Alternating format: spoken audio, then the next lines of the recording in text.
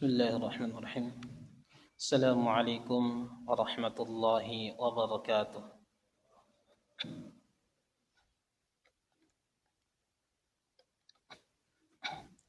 Alhamdulillah. Alhamdulillahilladzi nahmaduhu wa nasta'inuhu wa nastaghfiruh wa na'udzu billahi min syururi anfusina wa min sayyiati a'malina. من يهده الله فلا مضل له ومن يضلل فلا هادي له أشهد أن لا إله إلا الله وحده لا شريك له وأشهد أن محمدا عبده ورسوله اللهم صل على سيدنا محمد وعلى آله وأصحابه أجمعين. Ma'asyiral kaum muslimin, jamaah salat Isya yang sama-sama dimuliakan Allah Subhanahu wa taala.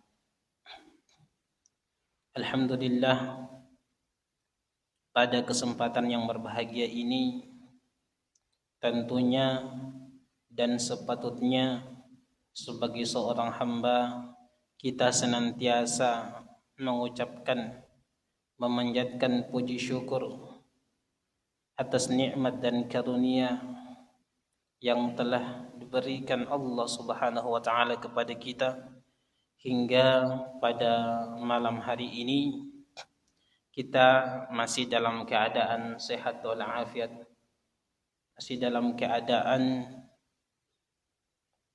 dalam lindungan Allah Subhanahu wa taala.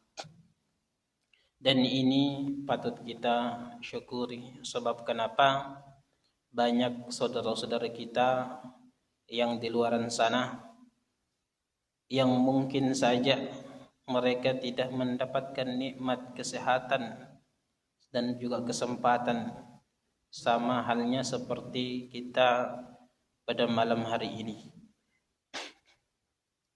Kemudian salawat dan salam kita haturkan kepada baginda Rasulullah Muhammad sallallahu alaihi wasallam, Nabi dan Rasul yang terakhir diutus oleh Allah Subhanahu wa taala ke muka bumi ini sebagai uswatun hasanah. Salah satu tugas beliau di antara memperbaiki akhlak manusia, di antara tugas yang lain adalah sebagai uswatun hasanah, sebagai suri tauladan yang baik, sebagaimana dikabarkan Allah Subhanahu wa taala dalam Al-Qur'an, laqad kana lakum fi rasulillahi uswatun hasanah. Jemaah sekalian yang dimuliakan Allah Subhanahu wa taala,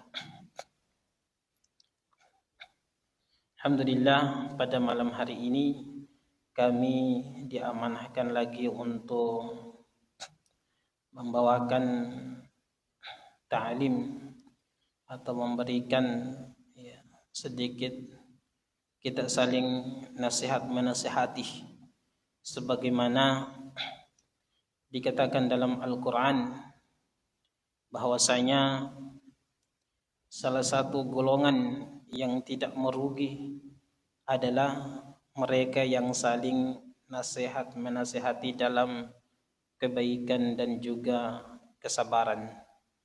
Dan semoga kita pada malam hari ini termasuk dalam golongan orang-orang yang tidak merugi, sebagaimana disebutkan Allah dalam surah Al-Asr. Jemaah sekalian yang dimuliakan Allah Subhanahu wa taala, sebagaimana terkait dengan tema yang tersebar yang Bapak dan Bapak sekalian ketahui, bahwasanya terkait dengan hakikat kehidupan dunia kita.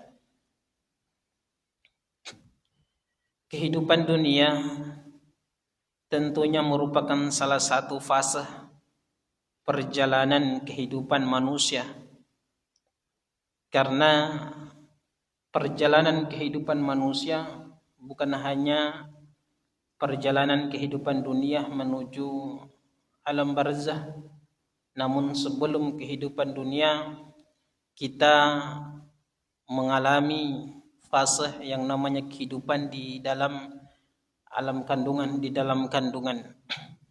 Disitulah fase kehidupan kita yang pertama. Dan kehidupan kita saat ini merupakan fase kedua daripada perjalanan kehidupan kita. Oleh karena itu, sebagai seorang muslim, sebagai seorang beriman, kita tentu harus mengetahui apa dari hakikat daripada kehidupan dunia yang sebenarnya. Di sini dikatakan yang pertama adalah dunia merupakan salah satu tempat di mana kita diuji oleh Allah Subhanahu wa taala. Salah satu hakikat daripada kehidupan dunia adalah di mana di tempat inilah kita diuji oleh Allah Subhanahu wa taala. Coba kita lihat dan amati kehidupan kita. Apakah selama perjalanan kehidupan kita di dunia ini, apakah kita tidak mengalami yang namanya ujian dan cobaan dari Allah? Tentunya kita semua mengalami hal tersebut. Apa saja ujian dan cobaan yang diberikan Allah Subhanahu wa taala kepada kita? Tentunya kita semua mengalami hal-hal yang merupakan ujian bagi kita, di mana Allah Subhanahu wa taala menyebutkan bahwasanya salah satu ujian yang diberikan Allah Subhanahu wa taala kepada kita merupakan sesuatu yang Allah Subhanahu wa taala ingin mengetahui dari diri kita. Apakah kita sebagai seorang muslim, siapa di antara kita yang paling baik amalan kita? Hal ini jemaah sekalian yang dimuliakan Allah tertera dalam surah Al-Mulk ayat yang kedua. Allah Subhanahu wa taala berfirman, A'udzu billahi minasyaitonir rajim.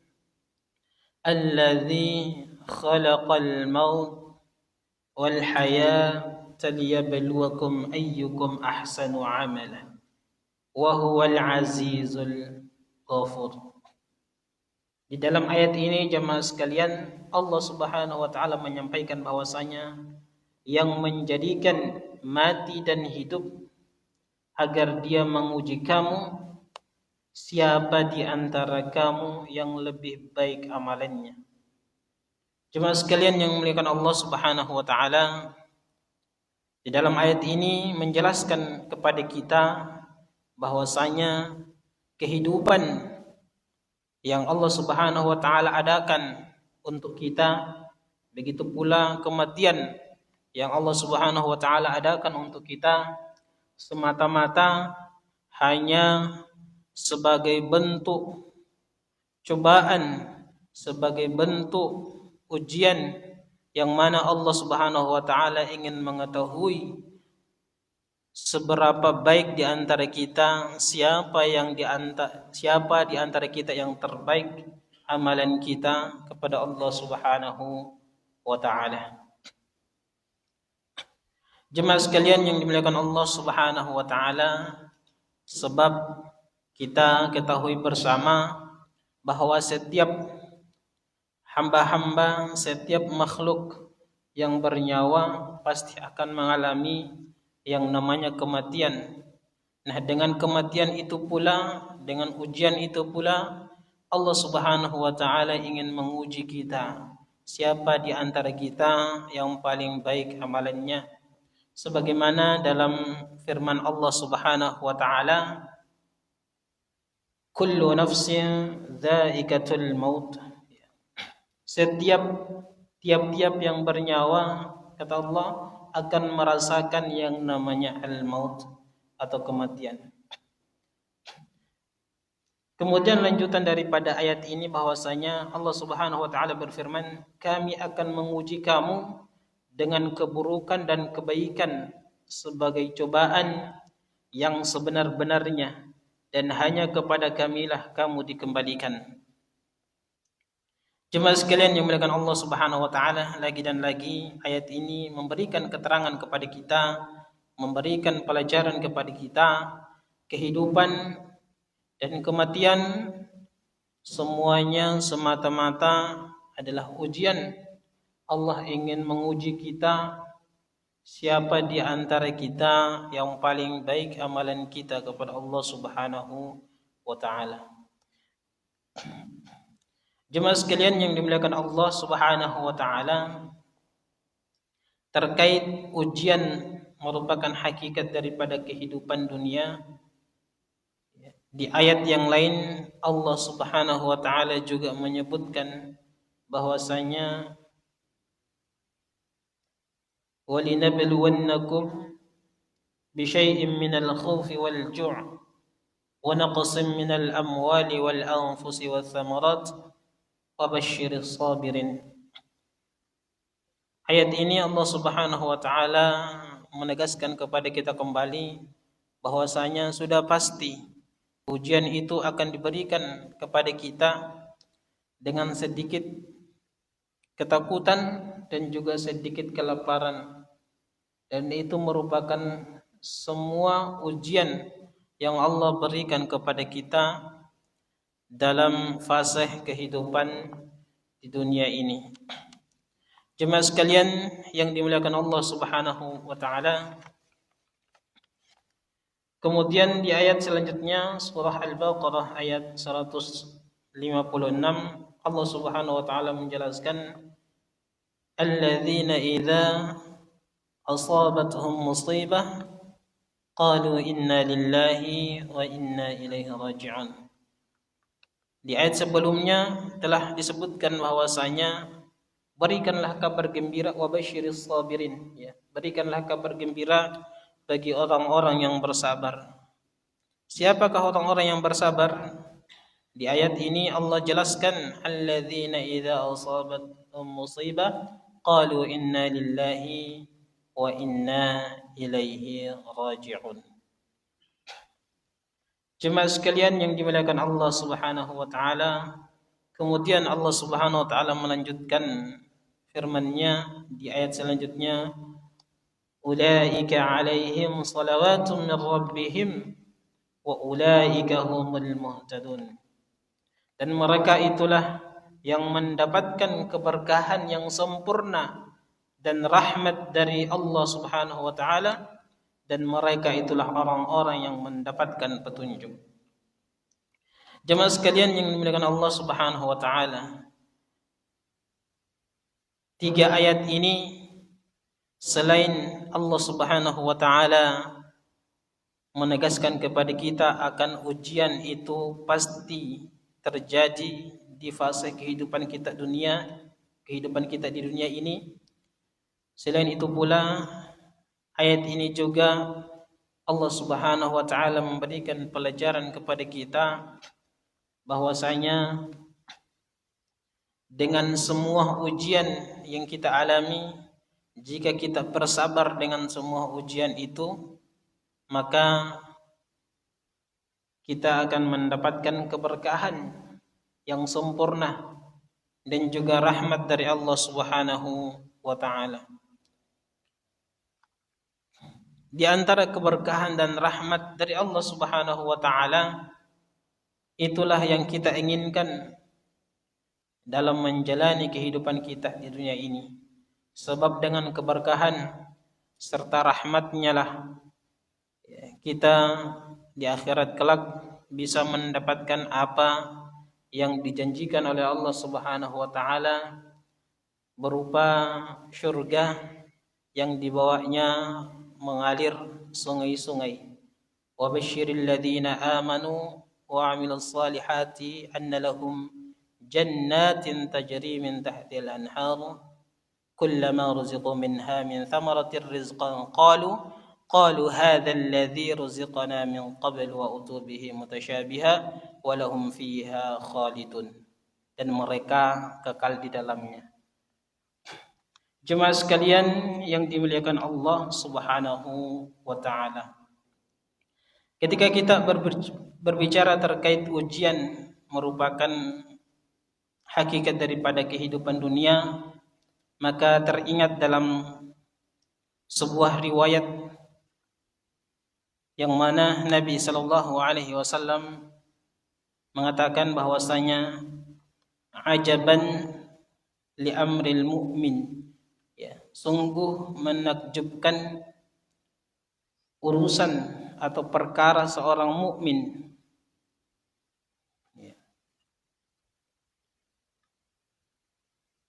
Inna amrahu kullahu khair. Nabi SAW mengatakan sesungguhnya semua perkara seorang mukmin itu adalah merupakan kebaikan. Ya. Walaysa dzalika li ahadin illa lil mu'min. Dan itu tidak akan terjadi, kata Nabi SAW, tidak akan terjadi kecuali hanya kepada orang-orang yang beriman.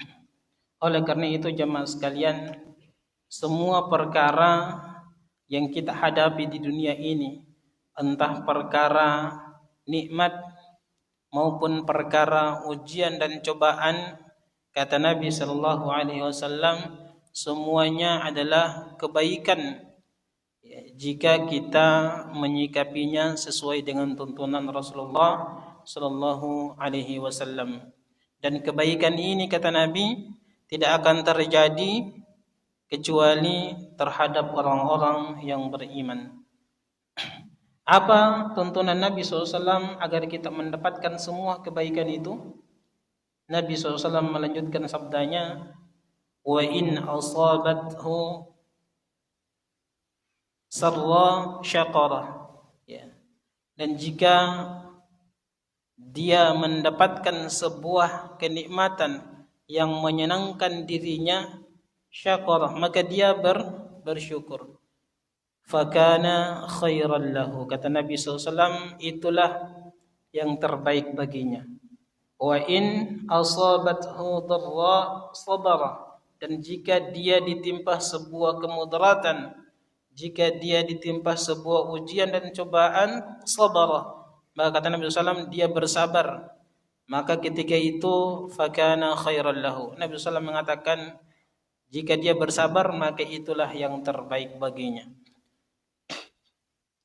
Jemaah sekalian yang dimuliakan Allah Subhanahu wa taala, hadis ini mengajarkan kepada kita, memberikan motivasi dan penyemangat kepada kita bahwasanya segala bentuk urusan kita di dunia ini, entah dia merupakan nikmat ataukah dia merupakan ujian, semuanya adalah baik selama kita bersabar atas ujian yang diberikan dan juga kita bersyukur atas nikmat yang diberikan kepada kita di dunia ini. Kaum muslimin, jemaah salat Isya yang sama-sama dimuliakan Allah Subhanahu wa taala. Di antara hakikat daripada kehidupan dunia selain daripada ujian, juga dunia merupakan tempat, salah satu tempat yang dilaknat oleh Allah Subhanahu wa taala. Jadi dunia ini adalah tempat yang dilaknat oleh Allah Subhanahu wa taala. Hal ini dikabarkan oleh Nabi sallallahu alaihi wasallam dalam sebuah riwayat. Dikatakan bahwasanya kecuali tiga hal di dunia ini yang tidak dilaknat oleh Allah Subhanahu wa taala. Dalam hadis ini Rasulullah sallallahu alaihi wasallam mengatakan bahwasanya ketahuilah sesungguhnya dunia ini terlaknat. Terlaknat apa saja yang ada di dalamnya kecuali zikir kepada Allah. Jadi artinya bahwasanya kecuali hal-hal sesuatu yang berada di dalamnya mereka senantiasa berzikir kepada Allah. Entah itu manusia, entah itu hewan, tumbuh-tumbuhan dan makhluk-makhluk Allah Subhanahu wa taala yang lainnya. Termasuk secara khusus kita ambil manusia, kita adalah hamba Allah Subhanahu wa taala. Jika kita di dalam menjalankan kehidupan kita di dunia, di bumi Allah Subhanahu wa taala ini, jika kita tidak senantiasa berzikir kepada Allah, jika kita tidak senantiasa mengingat Allah Subhanahu wa taala, maka kita termasuk dalam golongan hal-hal atau sesuatu yang dilaknat oleh Allah Subhanahu wa taala bersama bumi ini. Yang pertama dikatakan oleh Nabi SAW adalah mereka yang senantiasa berzikir kepada Allah. Kemudian yang kedua dikatakan oleh Nabi SAW adalah mereka senantiasa yang melaksanakan amalan yang mendekatkan diri mereka kepada Allah Subhanahu wa taala. Amalan-amalan yang dapat mendekatkan diri kita kepada Allah Subhanahu wa taala, ya. Jadi ketika kita berbicara masalah amalan-amalan yang mendekatkan diri kita kepada Allah, maka amalan-amalan itu sangatlah banyak dalam tuntunan syariat kita, ya. Di antara amalan yang wajib, ya, terutama amalan-amalan yang wajib seperti melaksanakan salat 5 waktu, ya. Salat 5 waktu dalam sehari dan semalam. Ini merupakan amalan wajib, yang mana salah satu amalan wajib yang dapat mendekatkan diri kita kepada Allah Subhanahu wa taala. Namun tidak menutup kemungkinan amalan-amalan sunnah pula yang juga bisa membuat kita lebih dekat kepada Allah Subhanahu wa taala.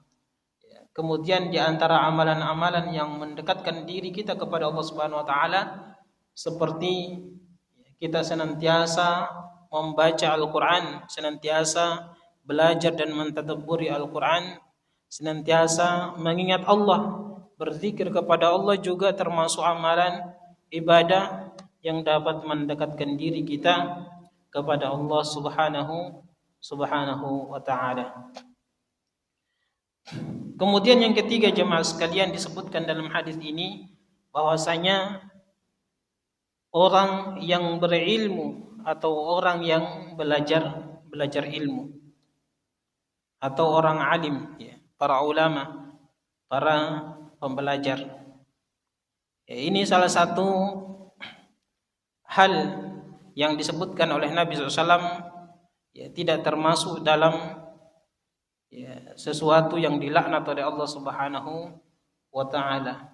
Dan juga mudah-mudahan, ya, kita yang hadir di sini termasuk dalam golongan yang disebutkan oleh Nabi SAW yang tidak dilaknat oleh Allah Subhanahu wa taala, wa na'udzubillahi min dzalik. Jemaah sekalian yang dimuliakan Allah Subhanahu wa taala, hadis ini hadis riwayat dari At-Tirmizi dan Ibnu Majah, kemudian dihasankan oleh Al-Albani dalam kitab beliau. Jemaah sekalian, salat Isya yang sama-sama dirahmati oleh Allah Subhanahu wa taala. Kemudian yang terakhir, ya, banyak sebenarnya hakikat daripada kehidupan dunia, namun pada malam hari ini kita akan menyebutkan 3 dari sekian banyak, ya, hakikat daripada kehidupan dunia. Kemudian yang terakhir jemaah sekalian adalah dunia merupakan tempat yang sangat hina. Selain dilaknat oleh Allah, tentunya sesuatu yang dilaknat oleh Allah adalah sesuatu yang hina.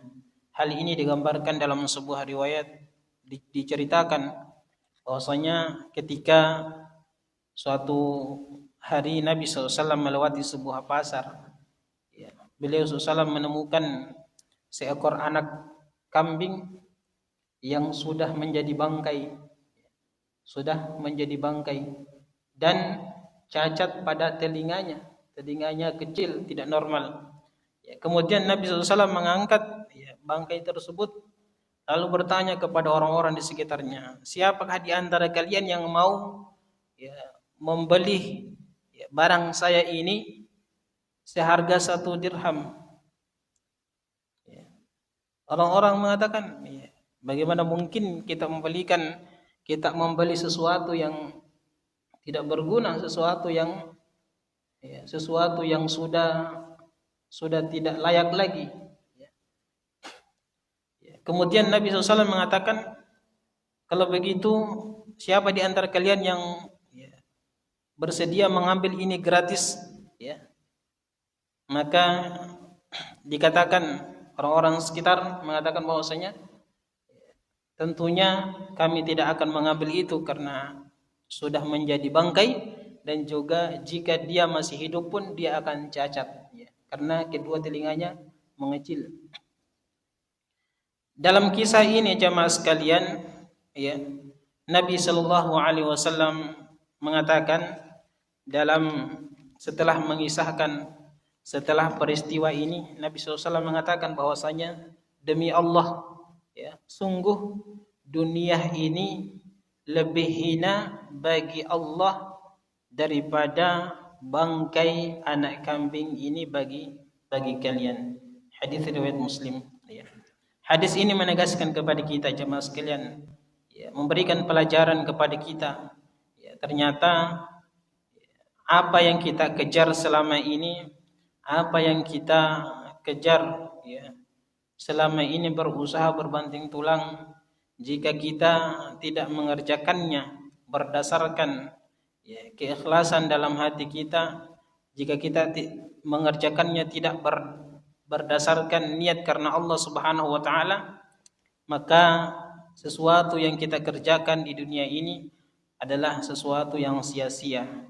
Oleh karena itu setiap aktivitas kita, jika kita beraktivitas apa saja pekerjaan kita, kita niatkan karena Allah dan menafkahi anak istri kita, dan itu bisa menjadi salah satu perantara bagi kita untuk mendapatkan rahmat Allah, untuk mendapatkan pahala dari Allah Subhanahu wa taala, dan juga terhindar daripada sesuatu yang dihinakan Allah Subhanahu wa taala. Jemaah sekalian yang dimuliakan Allah Subhanahu wa taala, demikian apa yang kami sampaikan di antara hakikat kehidupan dunia. Yang pertama tadi, dunia merupakan ujian. Kemudian yang kedua, dunia merupakan sesuatu yang dilaknat oleh Allah Subhanahu wa taala, dan juga jika sesuatu yang dilaknat maka sudah pasti dia merupakan sesuatu yang hina. Maka ketika kita melaksanakan aktivitas kita, bekerja dan sebagainya, maka jangan lupa kita niatkan dalam hati kita, kita melaksanakannya karena Allah Subhanahu wa taala. Barakallahu fikum. Kita tutup dengan doa kafaratul majlis. Subhanakallahumma wa bihamdik, nashhadu an la ilaha illa anta wa nastaghfiruka wa natubu ilaik. Assalamualaikum warahmatullahi wabarakatuh.